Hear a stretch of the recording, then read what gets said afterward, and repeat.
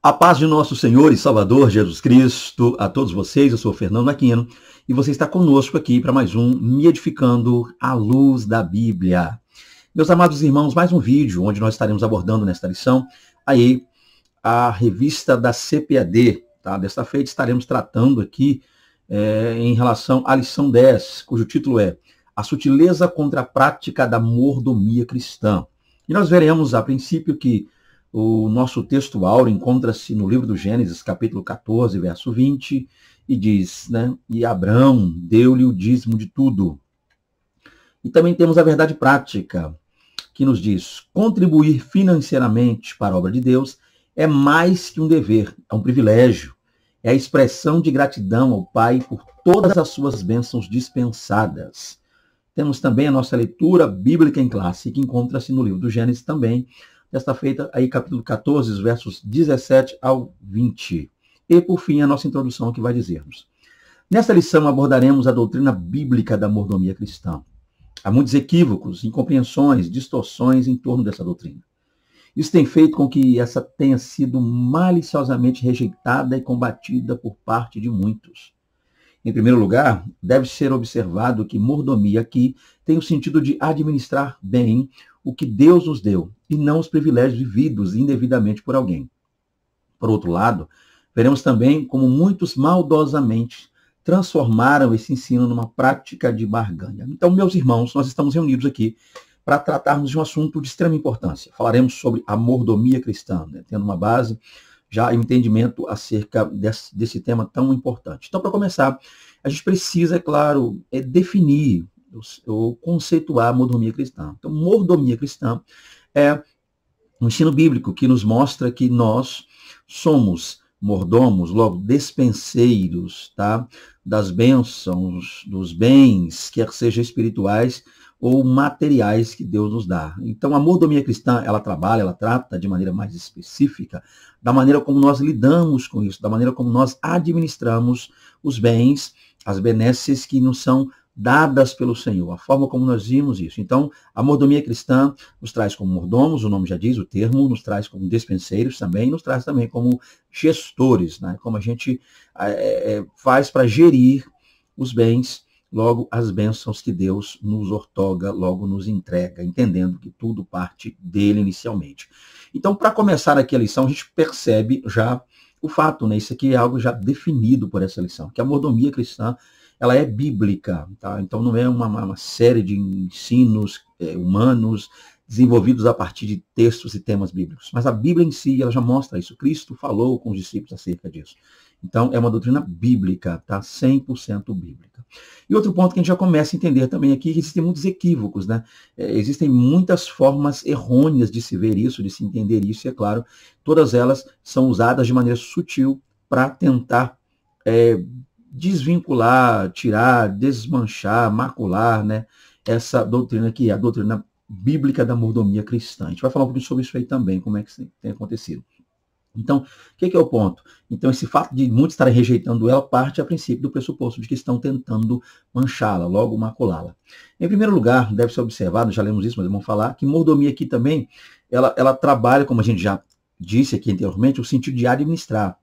Por que é bom falarmos sobre isso? Inclusive você, professor, embora, né, a gente está, desde já peço perdão a quem está assistindo agora, a lição vai perceber que essa lição só foi postada após o período aqui em que a lição passou, ela foi ministrada hoje na parte de cedo, né, a semana foi muito corrida, eu não teria nem tempo para explicar a quantidade de coisas e atividades que eu estou tendo que fazer, todas elas ligadas no âmbito espiritual, como também ligado à questão familiar, saúde, minha saúde da minha mãe, cuidando da minha mãe, que minha mãe acabou de ficar viúva, né, meu pai faleceu, e eu estou meio que a semana inteira ali cuidando e ajudando, então só agora eu consegui ter um tempo hábil para estar aqui gravando. Mas embora tenha saído a nível de data, atrasada a lição, a mensagem não, a mensagem perdura, continua e dá para extrair muita coisa boa aqui dentro dessa lição ainda. Vamos lá.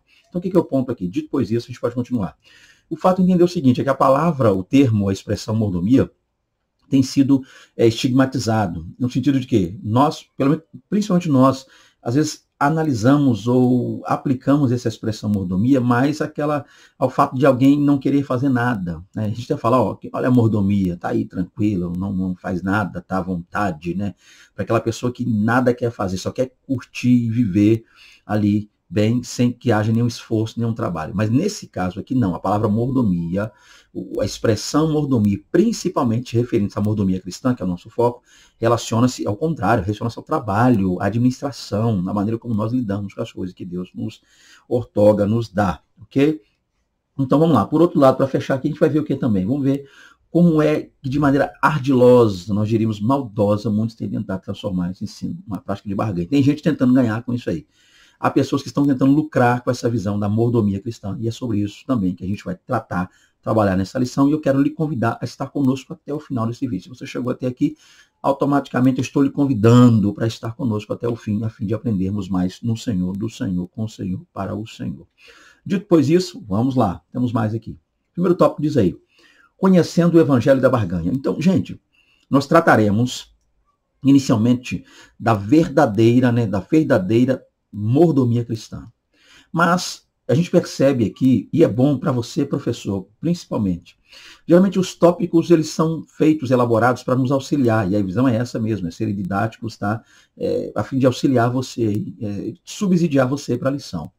E embora a gente já queira falar um pouco sobre o que é dízimo, o que é oferta, a gente precisa seguir o padrão que a lição está seguindo. Por que é bom falarmos sobre isso? Porque você, assim como eu enfrento, e hei de enfrentar, né? E você enfrentou, enfrenta e também certamente há de enfrentar, existem aquelas situações nas quais estamos em sala de aula, estamos lá na EBD lecionando e ministrando, e pessoas que ao longo da semana passaram a mesma lendo a revista, acabam querendo meio que antecipar assuntos, antecipar temas. O problema é o seguinte, aí às vezes você, professor, que está me ouvindo aí, você fica preocupado pelo fato de que se alguém está tocando num assunto que pertence ao terceiro tópico, e esse assunto está sendo tocado desde já no primeiro, aí você se sente desconfortável de não responder isso agora no primeiro, para que não gere uma situação complicada, ruim. Eu continuo sugerindo, é o que eu tenho feito, tem dado certo, glória a Deus, é simplesmente ser direcionado pela revista e direcionar os alunos a partir daquela direção que você está tendo da lição. E o assunto agora aí é conhecendo o Evangelho da barganha. Esse é o tema, esse é o ponto. O que nós veremos lá sobre mordomia cristã, a verdadeira mordomia, perceba que não está nesse tópico. Então, seja fiel ao tema, logo seja fiel ao tópico. E direcione. Se alguém tocar num assunto agora, diga, ok, foi bom você falar sobre isso, porque lá no terceiro tópico a gente vai tocar nesse assunto, então faz o seguinte, quando chegarmos no terceiro tópico, você me lembra, aí eu vou responder, vou tirar suas dúvidas, mas eu tenho percebido, né, como professor e como aluno, né, porque eu sou professor de EBD, logo também sou aluno, não dá para ser um professor de EBD sem primeiro ter sido um aluno, então eu tanto leciono, quando aulas que eu não estou lecionando, eu sento lá e sou um aluno, tá? Mas que é o ponto básico a entender isso aqui? É que nós temos que ter esse posicionamento diante dos alunos, diante de nossos alunos ali, em loco, em sala de aula. Ok, o assunto é oportuno, o assunto é da lição, mas não é para esse tópico, não é para agora. Então, para começar, são umas dicas que a gente vai dando aí para ajudar vocês. Então, conhecendo o Evangelho da barganha, é isso que a gente vai ver agora. Vamos falar um pouco sobre isso.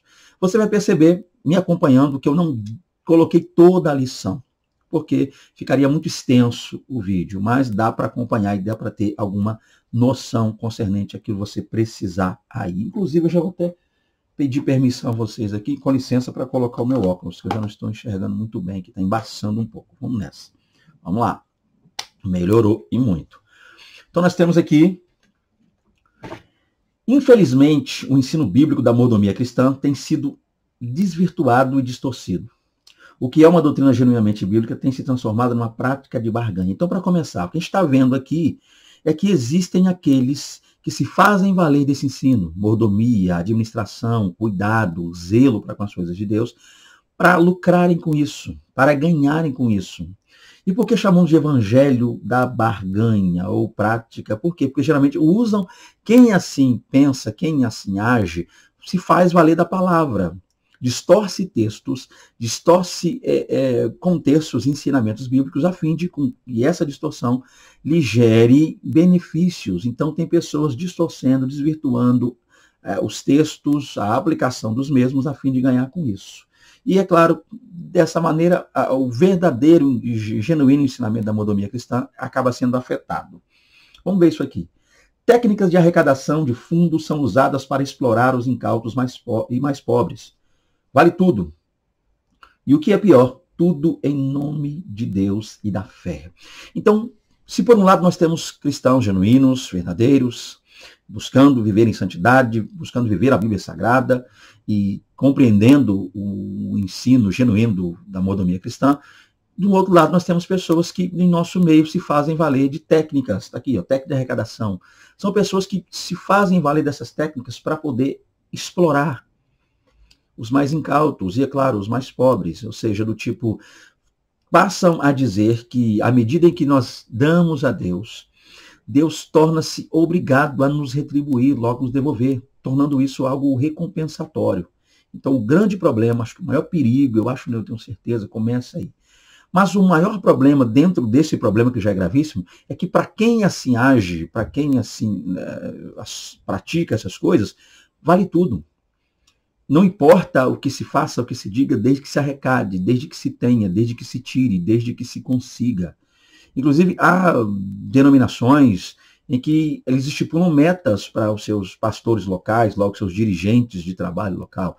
Põe-se um cidadão numa igreja e estipula, a sua meta é mensalmente arrancar X na área financeira. Se não houver essa arrecadação, você será substituído por outro.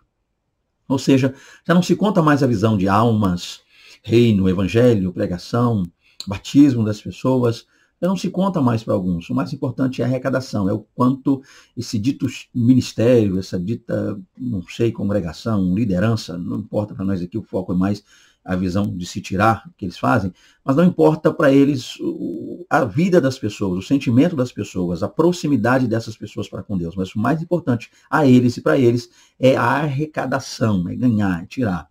E muitos no afã de terem, porque, gente, a gente precisa entender também que existem dois lados para essa moeda. Eu não poderia deixar de falar isso aqui. Por um lado, temos líderes que se fazem valer de meios esdrúxulos, né, espúrios, a fim de arrancar das pessoas. Mas, do outro lado também, existem aqueles que se aproximam de Deus com segundas intenções, no quesito ganhar financeiramente, ganhar de maneira só material. Então, acaba juntando a fome com a vontade de comer. Não estou dizendo que são todos os casos, você me entendeu? Não estou generalizando aqui.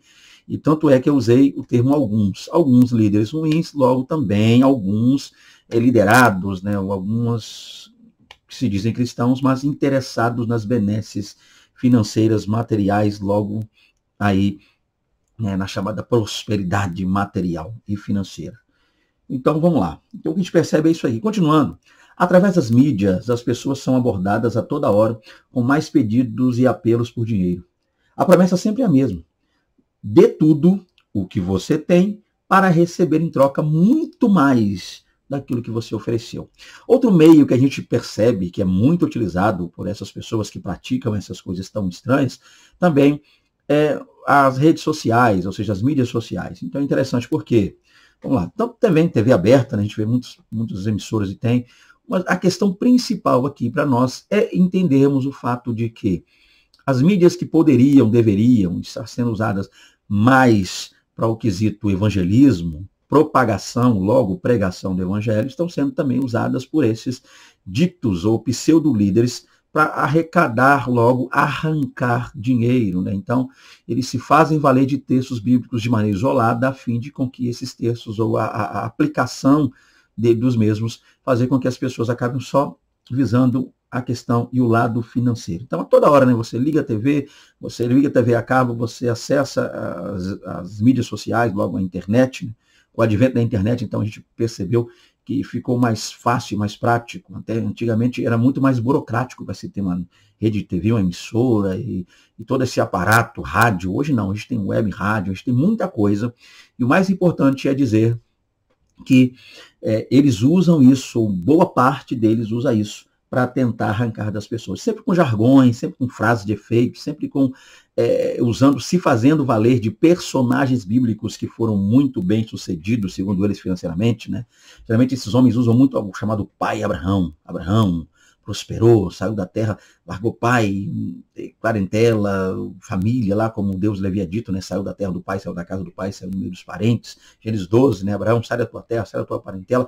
Eles usam textos como esse para dizer que o pai Abraão prosperou financeiramente, Isaac, todos esses homens cresceram de maneira financeira. Usam também Salomão, que orando a Deus, recebeu de Deus riquezas incontáveis. Davi também alcançara. O ponto é que textos do tipo João 12, onde Jesus falou, os pobres sempre tendes convosco, mas a mim nem sempre me tendes, eles não usam. Eu já cheguei a ver casos em que um líder, um caso específico de um líder usou o texto de Lucas 16, referindo-se à parábola do rico e Lázaro. Ele disse, segundo a pregação dele, até onde eu ouvi, pude perceber a exegese dele, para não... É exegese, né, entre aspas, dele, dizia que nós não podemos e devemos jamais ser como Lázaro, mas nós precisamos ser como rico. Então Deus não quer o crente Lázaro, que no final, ainda que morto tenha ido para o seio de Abraão, não. Deus quer o crente rico, que vivera bem, que comera muito. Ou seja, até que ponto essas pessoas chegam, né? Então essa é a visão, né? Esquecendo-se ele, ou fingindo esquecer ele, a vida em que o rico levou. E o destino de ambos, tanto do rico quanto do Lázaro, mostra para a gente o reflexo que foi a vida dessas pessoas aqui, no que tange o sentimento, as práticas. Então, para ele, o que ficou valendo para o dito pregador, que eu tive o desprazer de ouvi-lo ministrar esse texto e aplicar dessa forma, que eu teria que ser o crente rico, e ele não lê, e ele de maneira bem específica não leu a parte onde eles vão para um para o Hades, outro para o seio de Abraão, lá onde o rico pede que Lázaro molhe a ponta do dedo e o refresque, não disse que o rico, há um contato entre Abraão e Abraão, disse que é impossível que um passasse para o outro lado, já visto o fato de que havia um abismo. Nada, ou nenhuma dessas partes foi citada pelo dito pregador. E é claro, um pregador da igreja ou da visão, da teologia da prosperidade, ok? Então esse é o processo que a gente tem que entender. É claro, né, quando a gente falando sobre teologia da prosperidade, a gente não pode, a princípio, generalizar. Por quê?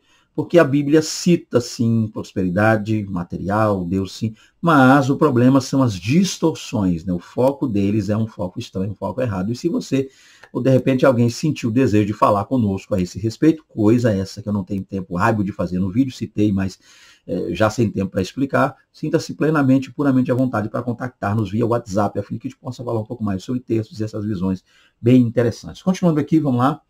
Nesse jogo de troca, vale até mesmo colocar Deus contra a parede. Alegam que se Deus não der o que alguém negociou com ele, então deixa de ser Deus. É a velha técnica da famigerada teologia da prosperidade, na qual eu acabei de citar aqui. Então, para começar, então a gente percebe o seguinte, realmente muito bem colocado aqui pelo comentarista e pela equipe editorial da CPAD. Por quê? Porque isso é um jogo. Tá? É um jogo de troca, né? Ou seja, alguém dá a Deus, mas já antes de dar a Deus, ou dando ou entregando algo a Deus, já o faz cobrando aquilo que vai receber, já esperando o que irá receber. Tá? Esse é o processo. Então, nessa brincadeira, ele vai até mesmo colocar Deus contra a parede, do tipo, Deus, eu dizimei, logo, Deus, eu ofertei, logo, Deus, eu fiz, logo, Deus, eu entreguei, eu fui fiel, então isso exige que o Senhor seja fiel. O Senhor agora torna-se obrigado a me abençoar, o Senhor torna-se obrigado a retribuir, logo a devolver, e não na mesma proporção, mas uma proporção muito mais elevada daquilo que eu, logo anteriormente, entregara ao Senhor, entreguei ao Senhor. Então vamos lá. Esse é o ponto. Eles fazem um negócio a fim de receber alguma coisa. É a técnica, muitas técnicas usadas por ele. Inclusive, dentro dessas técnicas da teologia da prosperidade, vai muita coisa, né? Eles usam técnicas do tipo Jesus andou no carro do ano da época, que é o jumentinho. O carro do ano é o jumentinho. O jumento que não foi montado, um carro zero, um carro novo. Que o jumento é a Ferrari da época de Cristo. São coisas estranhas que a gente ouve aí. Usam a túnica de Cristo, que pelo fato de não ter sido uma túnica costurada, então é uma túnica cara, então logo Jesus estava bem financeiramente. Usam aquela questão do fato de, se Jesus tinha um tesoureiro, João 12, e Judas Iscariotes era tal tesoureiro, e se ele conseguia arrancar da bolsa, tirar ali da bolsa e sobrava algo, então Jesus estava muito bem financeiramente no seu ministério, não estava ali tão pobre quanto parece. Havia mulheres, Lucas 8, que o ajudavam, sustentavam o ministério, então Jesus estava muito bem. Técnicas como essa aí para tentar nos persuadir, inclusive a ponto de dizer, né, que ele havia comprado casas e tal, coisas que nem convém, que eu já disse que o tempo aqui não está legal, mas podemos falar sobre isso aí. Continuando, dízimos e ofertas como práticas legalistas. Vamos lá. Então perceba aqui, ó, nós vimos o dízimo e oferta como moeda de troca. Então eles estão entregando o dízimo, logo a oferta, a fim de receber algo em troca. Não entrega por amor, obediência, zelo ou reconhecimento de que Deus lhes deram, mas já entrega o que Deus deu a fim de receber ainda mais de Deus. Olha que coisa estranha. Deus me deu, eu devolvo parte, logo 10% do que Deus me deu, ou uma oferta específica em cima do que Deus me deu, a fim de que fazendo isso, Deus me dê muitas e muitas vezes mais. Gente, é inexplicável, né? É muito estranho. Vamos lá. Continuando, dízimos e ofertas como práticas legalistas. Outro efeito colateral do evangelho da barganha está no fato de que ele é legalista. Então, essa visão ou práticas concernentes ao evangelho da barganha, e a gente vai chamar de evangelho da barganha concordando com a lição, tá? Ou seja, o evangelho da barganha nada mais é do que aquelas pessoas que fazem valer do evangelho, a mensagem genuína, bíblica, e textos referentes a ele, dentro da Bíblia Sagrada, a Bíblia em si, melhor dizendo, para lucrarem com isso. É quando as pessoas usam a Bíblia a fim de lucrarem financeiramente com ela. Evangelho da barganha. Toma lá, dá cá. Dízimo aqui, bênção para cá. Oferta aí, Jesus. Segura a oferta que eu pego a bênção. Toma o meu dízimo que eu já quero a bênção. Então é oferta ou o evangelho da barganha. Continuando, gente. Esse evangelho, esse dito evangelho da barganha é legalista. Deixa eu ler mais a fim de explicar aqui melhor. Isso quer dizer que torna a prática do dízimo e das ofertas algo meritório. Opa, em que sentido? Essas práticas tornam-se fatores fundamentais para a salvação. É nesse quesito aqui que o negócio fica ainda mais complicado e mais estranho. Por quê? Partindo do pressuposto de que estamos falando sobre mordomia, e a mordomia implica no fato de que nós estamos agora administrando bens, questões que pertencem a Deus, e Deus nos dá o direito de administrá-las, cuidá-las, enquanto estamos nessa terra, estamos cuidando, despenseiros, mordomos, cuidando das coisas que o próprio Deus que as criara nos deu. E esta visão torna o quê? Torna o fato de que a mordomia cristã, na verdade, não é uma mordomia, não é uma administração. Na verdade, eu entendo, segundo a visão deles, eles acabam nos fazendo compreender de maneira errônea que isso é nosso, totalmente nosso, pertence a nós. Uma vez que Deus me deu, logo é totalmente meu. Deus já não tem mais poder sobre o que ele me deu, porque ele deu para mim, logo é meu.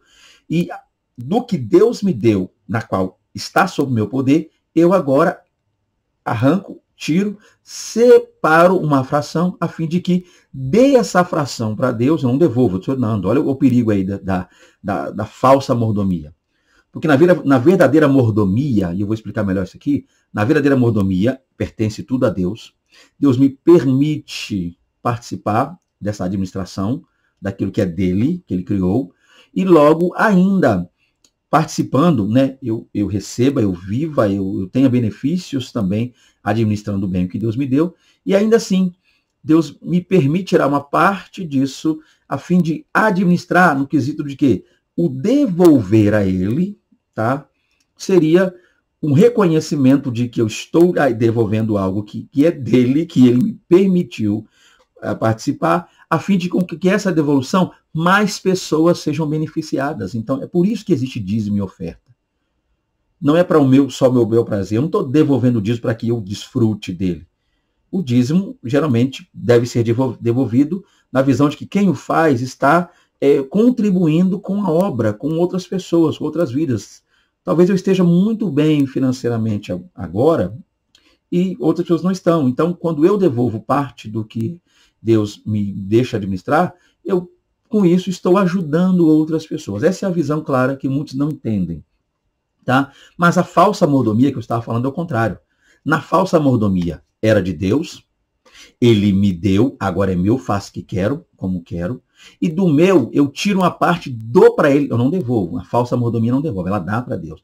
Eu dou para Deus uma fração a fim de que ele me devolva agora 10 ou 20 ou 30, muitas vezes mais do que ele me deu. Perigo, gente. Isso torna, é claro, meritório. E tudo isso que eu queria falar é baseado em estar aqui na lição que você está acompanhando aí. Está aí com você na sua lição. Você vai perceber que eu não estou trazendo ela inteira. Eu separei algumas partes que eu achei mais interessantes. Talvez você possa fazer o mesmo, professor, porque tempo é algo que nós nem sempre temos, né?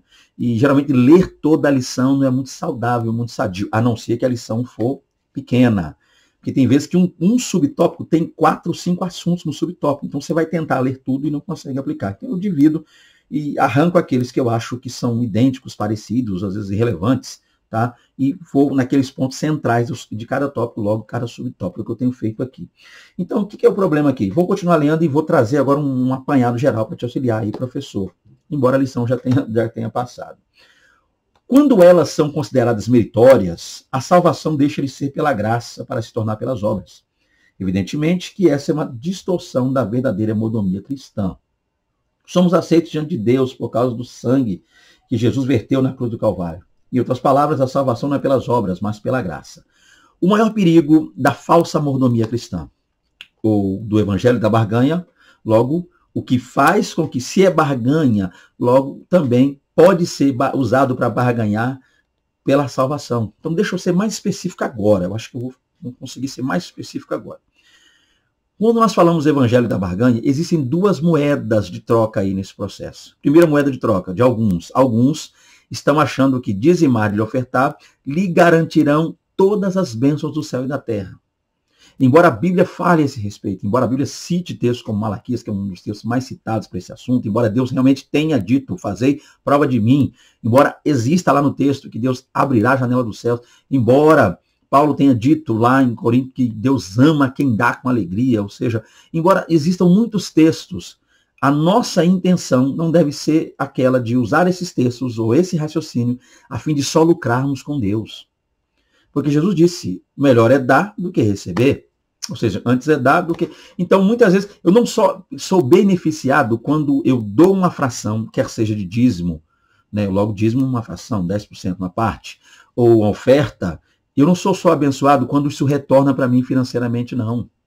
Eu sou abençoado em que sentido? Quando eu me alegro em ver pessoas comendo, pessoas se alegrando, pessoas tendo remédio, tendo uma cesta básica, que foram, a princípio, fruto desse, eu diria, desse gesto, dessa atitude minha. Então, a primeira moeda de troca é essa.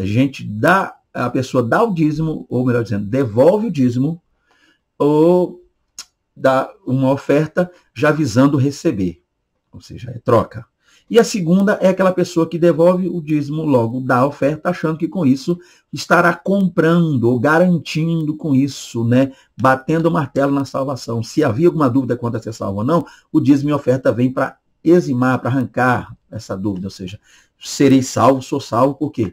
Eu não tenho como perder a salvação. É o que eles pensam. Não tem como eu perder minha salvação porque eu estou dizimando e ofertando. Então, estou bem com Deus.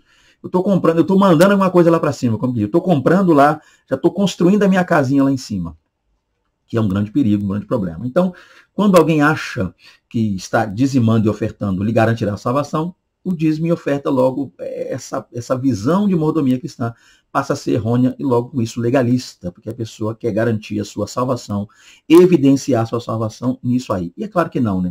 Haja visto o fato de que nós temos certeza plena, biblicamente falando, que a salvação não é pelas obras, tá? O salvo pratica boas obras, mas não é salvo pelas obras, ele é salvo pela fé, né, em Cristo Jesus, salvo pela graça mediante a fé em Cristo Jesus. Isso, é claro, não vem de nós, é dom de Deus. Então nós somos aceitos pelo sangue vertido de Cristo. Tá? Esse é o ponto aí, na cruz do Calvário. Foi o sacrifício dele que nos garantiu a salvação, e não por obra alguma. Ok, então 2 pontos aí, professor, para você trabalhar muito bem aí com seus alunos. Segundo tópico, a doutrina bíblica do dízimo sob ataque. Opa! Evangelho da barganha. O que a gente viu no tópico passado, professor, são os meios espúrios, estranhos e métodos usados por falsos líderes, falsos profetas, falsas pessoas gananciosos, interesseiros, para tentar, muitas vezes, arrancar das pessoas eu diria, uma incontável quantidade financeira. Porém, agora, o que a gente vai estar vendo é que, por causa, então, perceba que a lição segue um padrão. O padrão tudo começou com a maneira errada, né? Eu estou tentando ser bem específico aqui. A maneira errada e estranha de lidar com a mordomia, logo dízimo e oferta, que é o foco da lição, é que acabou gerando, então, esses ataques. Então, um erro lá no passado, um erro até mesmo no presente, né? Muitos estão fazendo hoje, e é o que tem gerado os ataques. A gente vai tentar falar sobre isso agora. Por que a doutrina do dízimo está sendo tão atacada? por causa do evangelho da barganha, logo da troca. Okay? Então você vai perceber que a lição ela segue uma sequência. Se você vir desenhando, trabalhando aí, seguindo essa sequência, você vai concluir certamente de maneira a que todos os seus alunos venham ter uma compreensão do que vai ser o tema tratado. Então, mais uma vez, a doutrina bíblica do dízimo sob ataque. Vamos lá. O dízimo era uma prática da lei. Vamos ver isso aqui. É o que dizem. A alegação mais comum entre muitas outras que existem é que a prática do dízimo era um preceito mosaico. Nesse caso, por viver na nova aliança, o cristão estaria desobrigado a praticá-la. Então, aqui é aquela parte da lição onde você para a pessoa para dizer o seguinte, gente, nem todos são hoje os que creem no dízimo. Nem todos são hoje os que aceitam a doutrina bíblica do dízimo. E, dentre isso, há pessoas que entendem que o dízimo é algo referente só à chamada antiga aliança, o que estaria, a princípio, preso na lei de Moisés. A prática da lei era o que garantia, segundo alguns, o dízimo. Então, tem gente que não dizima hoje, pelo fato de compreender, entender, ter sido ensinado, ou ele mesmo achou, segundo ele, biblicamente falando, a visão dele lá. O ponto aqui é, embora não sabemos a fonte de muitas vezes dessas negações, mas o fato de que existem pessoas que não dizimam. E por quê? Por não concordarem que o dízimo seja algo pertinente à nova aliança. E é sobre aqui que você precisa falar, professor. Antes de entrar no assunto de se o dízimo pertence ou não à nova aliança, prenda-se, fixe ao subtópico.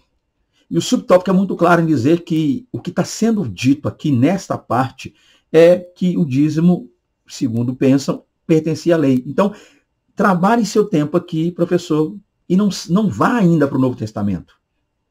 Não entre no Novo Testamento agora. É o conselho que eu te dou. Use esse tópico para focar esta parte aqui e depois você parte para uma outra visão, tá? Dito pois isso, vamos lá.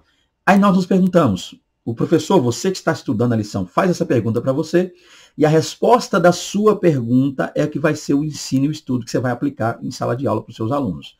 Qual é a pergunta? Realmente o dízimo era só para a lei? Aí você vai para a Bíblia procurar a resposta. Procurando a resposta e tendo uma base na revista, a gente vai encontrar uma coisa aqui. Abraão deu o dízimo de tudo o que tinha, centena de anos antes da lei. Portanto, a desculpa de que não se devolve o dízimo, porque essa é uma prática limitada à lei de Moisés, não se sustenta. Tá, o que você precisa fazer aqui agora é entender o seguinte, a revista já diz, já explica, já fala, você vai estar lendo, mas ainda assim, certamente haverá alguém que vai contestar logo, duvidar logo, que gerar até um problema na igreja. Principalmente se for, professor, deixa eu abrir um parênteses aqui, principalmente se for naquela lição onde você, professor, está lecionando e não é, muitas vezes, o pastor da igreja, muitas vezes não é o pastor presidente e o seu pastor está presente como um aluno.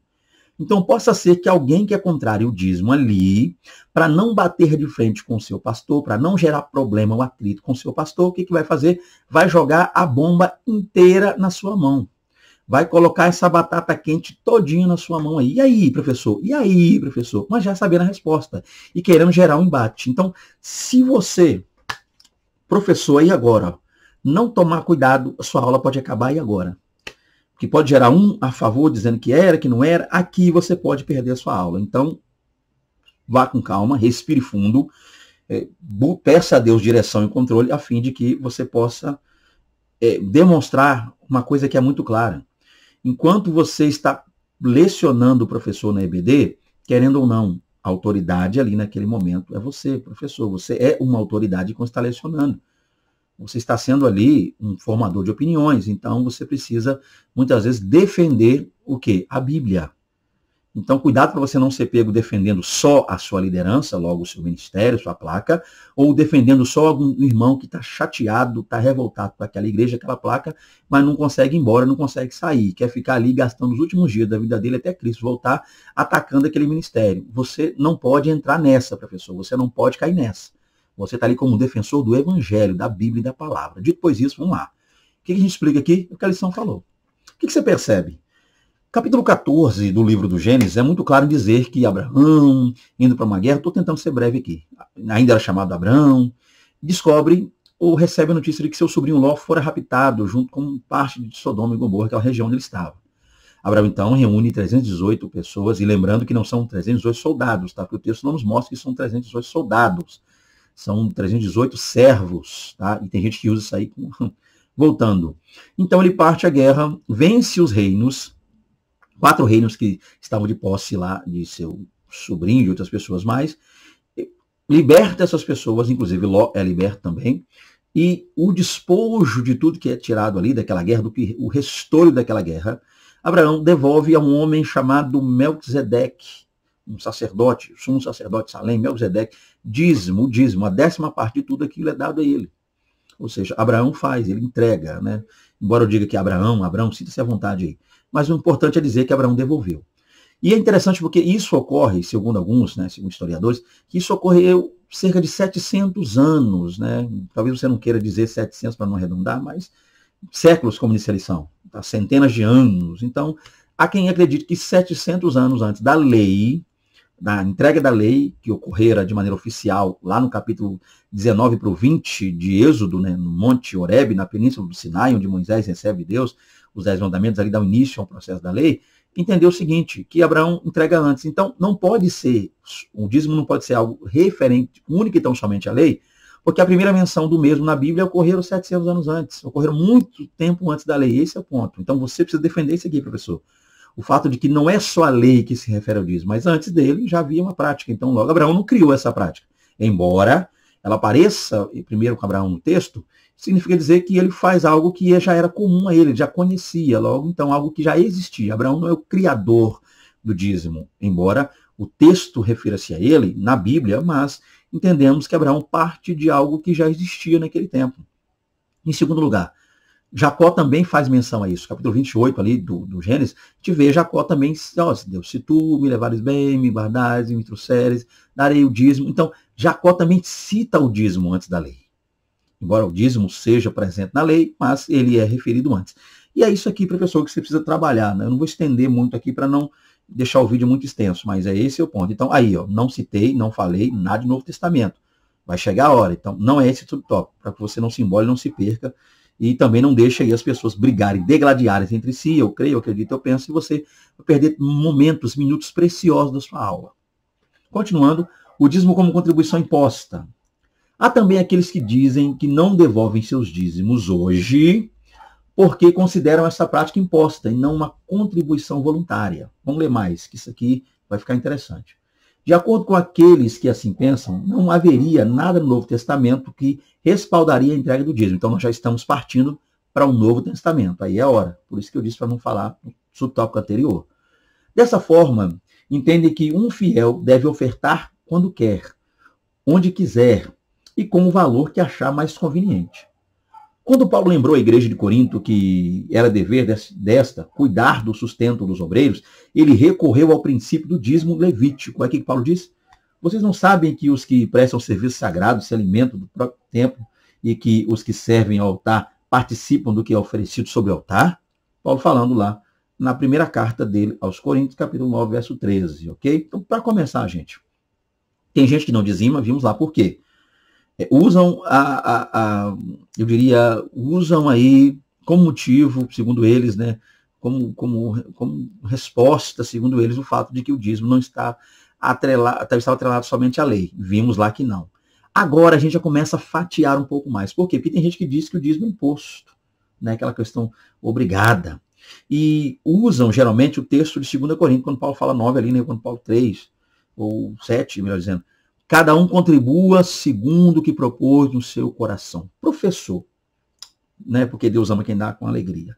Então, professor, a primeira coisa que você precisa fazer aí é de maneira bem específica, tá? Talvez seja, você vai ter que ser muito mais direto do que eu estou tentando ser aqui, por causa do tempo lá, tá? Que eu posso estender, mas explicar aos alunos que esse texto que é muito usado, né, para falar sobre o fato de cada um contribua conforme o que propôs no seu coração, tá? E entender uma coisa. Paulo ali não está se referindo ao dízimo e Paulo ali está se referindo a uma oferta específica que ele impulsionado pelo Espírito Santo, decidiram levantar para ajudar os irmãos da Judéia, os irmãos de Jerusalém, os irmãos que estavam sofrendo perseguição ferrenha. Lá onde tudo começou, lá onde a igreja iniciou, uma perseguição, Paulo está agora rodando ao mundo, fazendo suas viagens missionárias, e dentre essas viagens, ou durante elas, Paulo sente o desejo de ajudar os irmãos da Judéia, então ele pede uma oferta. E para fazer com que os irmãos entendam o real motivo dessa oferta, Paulo diz, cada um de vocês contribua, é claro, nessa oferta que eu estou levantando, cada um contribua conforme o que eu ponho no seu coração. Isso que é interessante. Paulo não está querendo obrigar ninguém a dar nada. Paulo não está querendo obrigar ninguém a fazer nada que não queira. Ou ninguém se endivide, ou se aperte, ou faça, ou estique o braço até onde não alcance. O que Paulo está dizendo é, gente, precisamos ajudar os nossos irmãos da Judéia. Precisamos levantar essa oferta é louvável, é justa, é necessária. Porém, o problema que eles estão vivendo está sendo vivido em diversas outras partes do mundo. Na época, isso que Paulo está dizendo. Vocês também têm os seus apertos, têm as suas adversidades. Tornar-se cristão. Hoje, é o que Paulo está dizendo, não é fácil para ninguém. Assim como está fácil para mim, como está fácil para os irmãos da Judéia, certamente para vocês não. Mas ajudem e façam isso por amor. Porque Deus ama quem dá com alegria. Isso que é interessante. Ou seja, então, o que deve motivar vocês a ajudar é a alegria. Porém, muitos pegam esse texto, é um dos mais usados para tal, para dizer que não existe mais o dízimo hoje, porque o que existe são as ofertas. Uma vez que, embora a palavra dízimo apareça no Novo Testamento, né, menções como Mateus 23 ali, Jesus refere-se aos escribas e tal, fariseus, os fariseus para ser mais específico, é entender o seguinte, que eles vão dizer que dízimo já não é mais obrigação na atualidade. Já vista o fato de que não existe mais o templo. Gente, mas geralmente se utilizam desses textos, dessas visões, para dizer que o dízimo estava atrelado ao templo. Mas quando dizemos que o dízimo estava atrelado ao templo, é bom que lembremos que não estava atrelado ao templo só fisicamente falando, a alvenaria, a estrutura do templo. Para que haja mantimento na casa do Senhor, não está atrelado só à figura do templo, tem seus alicerces, suas bases, suas paredes, seus pilares. Não. A tudo que ocorria no templo, desde sacrifício, animais, alimentação dos levitas, e também do templo saía o dízimo do dízimo, que era destinado aos levitas, logo também. Viúvas eram abençoadas com esse dízimo, órfãos eram abençoados com esse dízimo. As pessoas, estrangeiros, dependendo da situação, eram ajudados, né? Havia aquela contribuição que se comprava. E eu quero fazer só uma perguntinha, que eu não tenho nem como responder aqui por causa do tempo. Vou deixar você responder aí. E dentro dessa resposta, caso você queira falar comigo sobre isso, conversar comigo, meu WhatsApp fica aí. Mas vamos lá. O que eu tenho usado com meus alunos, geralmente de seminário teológico, é o seguinte, tá? Partindo do pressuposto de que o dízimo estava relacionado única e intrinsecamente ao templo. Ok? Vamos pensar assim, mas tá. O templo, o dízimo ia para o templo, manutenção do templo físico, construção, reforma, ampliação, manter o templo, né, vamos dizer assim, manutenção do templo, manter. O dízimo estava destinado aos levitas, as pessoas que também faziam uso do templo, pessoas.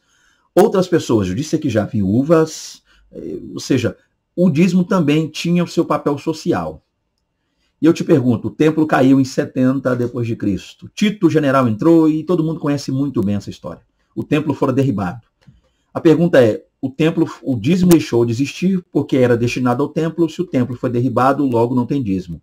Tá, o templo não existe mais. Mas quando o templo caiu, morreram todas as viúvas de Israel? Quando o templo caiu, morreram todos os órfãos de Israel? Estava tudo dentro do templo? Quando o templo caiu, morreu todo o projeto e processo e ação social. Os pobres deixaram de existir quando o templo caiu. Então, embora o dízimo não estivesse mais sendo destinado ao templo físico, por quanto fora destruído, o dízimo ainda estava sendo destinado a ajudar pessoas, a fazer a obra, a sustentar pessoas. Então, muitos têm dificuldade de olhar para o dízimo porque só atrelam o dízimo a questões ligadas à alvenaria. Construção de templo, manutenção, não estou dizendo que não se deva fazer, mas o dízimo, o trabalho em torno do dízimo não está atrelado só a isso. O trabalho em torno do dízimo está atrelado também a ajudar pessoas. Então, se você tem dificuldade em olhar para o dízimo porque vê que sua igreja tinha 40 metros quadrados e hoje tem 400, e você fala, estão usando dinheiro só para crescer, crescer, crescer, alvenaria, comece a olhar para o dízimo como pessoas. Você também, pastor, que administra, estou falando de mordomia cristã. Olhe para o dízimo não só para alvenarias, viagens a Israel e coisas do tipo. Olha para o dízimo também para pessoas. Jesus disse, eu volto a usar o texto, João 12, porque os pobres sempre o tendes convosco. Então sempre haverá alguém necessitando. Eu, particularmente, estou gravando isso aqui, sou dizimista. Não vejo dificuldade nenhuma quanto a dizimar, mas o meu dízimo eu entrego sem nenhum problema. Mas eu quero partir aqui, ó, eu quero entender aqui, ó, nessa mente, logo nesse coração, como um símbolo, um sentimento bíblico, que o que eu estou entregando a Deus está sendo administrado para ajudar pessoas. Embora haja parte do templo, como limpeza, troca de muitas vezes de materiais, ok, manutenção, às vezes um telhado quebra, uma coisa vaza, um gesso, amém, não tem problema quanto a isso. Mas o meu foco principal ao dizimar é o quê? Devolver a Deus 10% do 100 que Ele me dá, Deus me dá 100, ou seja, Deus me deixa usar 100, mordomo sou, Deus me permite estar com 100, do 100 eu devolvo 10 a Deus, e eu nem, estou para dizer sinceridade, eu não faço, eu, Fernando Aquino, não me faço valer dessa ideia de que eu estou devolvendo a Deus 10% a fim de lucrar, não, eu devolvo 10%, se Ele quiser me abençoar, materialmente, financeiramente, amém, se Ele disser que não, amém.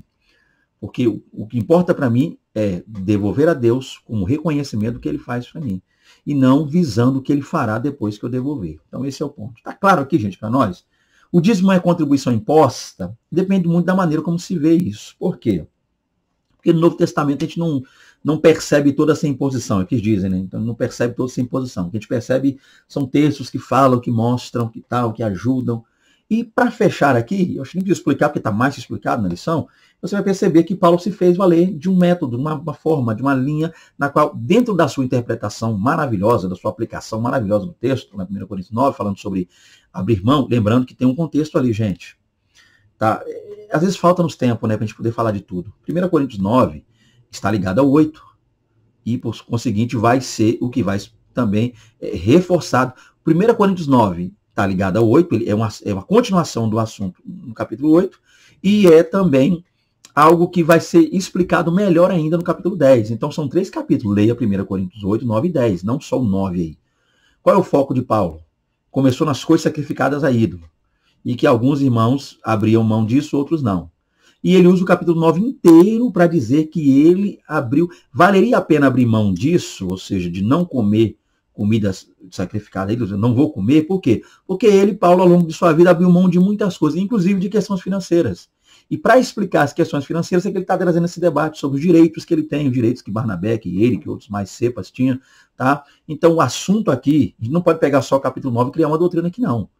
Baseia-se no capítulo 8, comida sacrificada a ídolo, com isso, liberdade cristã, abrir mão de algo que se considera até mesmo direito, mas abrir mão em prol de ajudar outros. Então, Paulo pede que os irmãos abram mão no capítulo 8, de comer comida sacrificada a ídolo. Usa seu exemplo no capítulo 9, das coisas que ele, Paulo, abriu mão. E no capítulo 10, ele fecha dizendo que se muitas vezes esse comer essas coisas pode, talvez para mim não ser muita coisa ou nada, mas gerar problema a outra. Então eu não vou fazer aqui. O que eu não vou fazer aqui é criar uma exegese do capítulo, do texto. Não vou usar o 1 Coríntios 9 só para uma visão ideal. Tá? Então o primeiro processo aqui é entender isso aqui. Continuando, vamos lá. Terceiro e último tópico. A doutrina bíblica da mordomia cristã. Você percebeu aí? Sim. Começamos a lição. O nosso assunto é mordomia cristã. Parece-nos que o ideal teria sido conceituar isso no início, ou seja, parece-nos que o comentarista, a revista CPAD, a lição, deveria ter usado esse terceiro tópico como primeiro. Porque a gente começa a lição sem muita explicação do que é mordomia cristã, não tem tanta explicação assim. Continua lá dizendo, ou seja, a gente fala mais sobre o evangelho da barganha, passa então para as distorções que muitos fazem, e o que usa como motivo para não dizimar, logo também não ofertar, e agora sim que a gente vai falar sobre a doutrina bíblica da mordomia cristã. Então dá uma travada aí, professor, e segue a lição. Você pode fazer um resumo lá no começo da lição, mas explicar melhor aqui. A doutrina bíblica da mordomia cristã, eu continuo. Deus, o Criador e Provedor. Aqui, antes de eu ler a lição com você, só no subtópico. O que você pode fazer aqui? Já explicou, e eu espero que você tenha feito isso, que faça isso, quem não deu aula ainda, no primeiro tópico. Na introdução, você dá uma breve explanação do que é mordomia cristã. Faça isso, vai te ajudar muito. Mas aqui você vai tirar para falar sobre a base dela, a sustentação dessa doutrina, a sustentabilidade. Onde essa doutrina se sustenta? Sustenta-se no fato de que Deus é o Criador, logo também o provedor. Esse é o ponto. O primeiro princípio básico da doutrina da mordomia bíblica está no fato de que Deus é Criador e provedor de tudo. Do Senhor é a terra e a sua plenitude, o mundo e aqueles que nele habitam. Salmo 24:1. Ser dizimista e ofertante nada mais é do que reconhecer o Senhor como a fonte provedora de tudo. Então, o primeiro processo é esse. Como é que eu vou entender a mordomia cristã? É quando eu entendo que a base de tudo é Deus. Deus é o Criador. Então, eu não posso reivindicar para mim o direito de posse de algo que não fui eu que criei. E, logo, não sou eu quem sustento.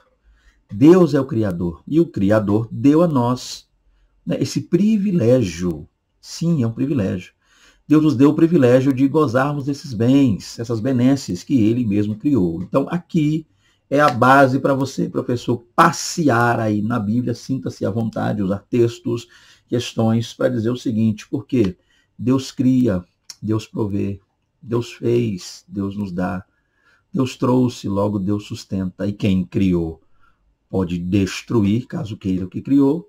Quem proveu ou provê pode também tirar tudo aquilo que ele achar necessário tirar. Então Deus pode tanto nos acrescentar algo, como pode também nos tirar algo, porque só Deus tem o direito de reivindicar para si, porque Ele é quem criou todas as coisas. Deus é Criador. Então a base, a sustentação dessa doutrina está no fato de que Deus é o Criador de tudo.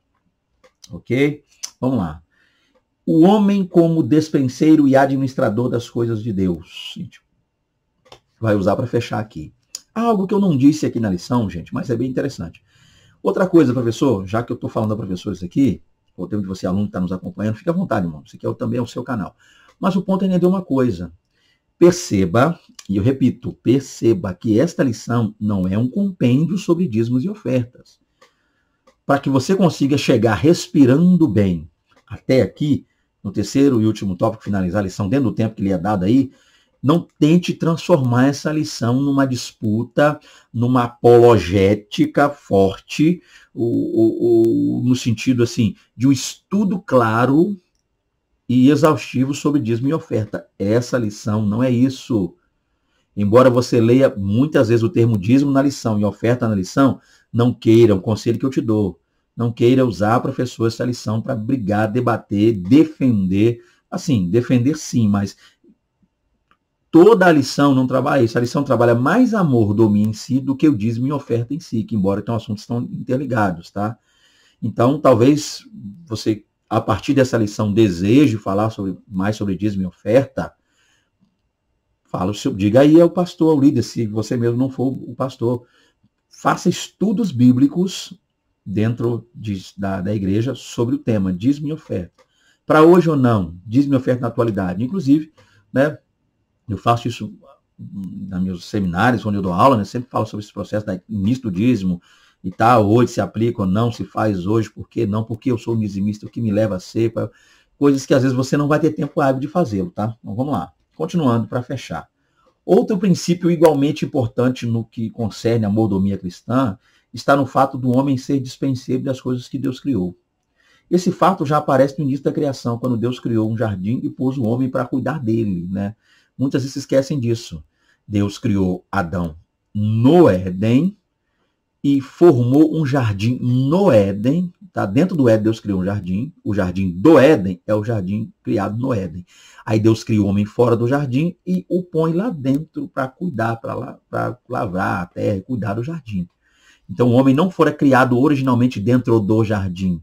O homem foi criado no Éden. O Éden, então, é toda a extensão. O jardim do Éden é uma parte específica onde Deus criou um jardim dentro de uma terra chamada Éden, que já existia. Olha assim, então, olha aí. Deus criou tudo e pôs o homem lá dentro para cuidar e administrar. Já mostra aí a mordomia. Para compreender a mordomia bíblica, faz-se necessário saber que somos dispenseiros e administradores daquilo que Deus nos deu. Então esse é o ponto. Aqui é o foco. Você percebe que isso deveria ter sido dito lá, inclusive no primeiro tópico, mas vamos seguir aí a ordem das coisas. Somos dispenseiros, não somos donos. E aqui eu coloquei em letras garrafais. Não somos donos. Quando usamos esse princípio para todas as áreas das nossas vidas, experimentamos o cuidado e o zelo de Deus. Gente, já que o assunto aqui é dispenseiro, é homem, então a gente vamos fazer, então nós vamos fazer o seguinte. Vamos fechar isso aqui já com esse ponto. Gente, mais uma vez, o que tem gerado problema, né, assim como eu falei na lição passada, a má administração de alguns tem sido por outros motivos, para não fazer, para não ajudar, para não estender a mão, para não dar. Então não se deixe levar por isso. Descobrir a você que o dinheiro do dízimo que você devolveu e que as ofertas que você tem dado têm sido mal administradas, têm sido usadas até para coisas ilícitas, espúrias, porque tem líder, tem gente aí, tem homem que se dizendo líder de Deus, líder da casa de Deus, pastor, usando dinheiro de dízimo e oferta para ir para boate, para ir para motel, para beber, e vão lá. Pessoas corrompidas sempre existiram. Quando eu digo sempre, é claro que no Éden não tinha Adão e Eva, mas desde que o pecado entrou no mundo, você me entendeu. O homem vem se corrompendo. Vamos lá. Você tem duas opções aí. Descobrindo depois que o seu dízimo está sendo usado para essas coisas, é ir à pessoa que está fazendo, inquiri-la a fim de que haja uma resposta, um respaldo. Outro processo que é muito interessante também, que é usado por muitos, é o fato de que haja, pelo menos na igreja ou nas igrejas, que se haja uma chamada prestação de contas. Né? Um leitório, uma leitura de um relatório, uma comissão ali, de repente para ajudar nessa questão financeira, né? Mas o mais importante é entender uma coisa, gente, entender sim que as coisas de Deus precisam ser feitas às claras. Transparência ainda é o segredo, ainda é o ponto.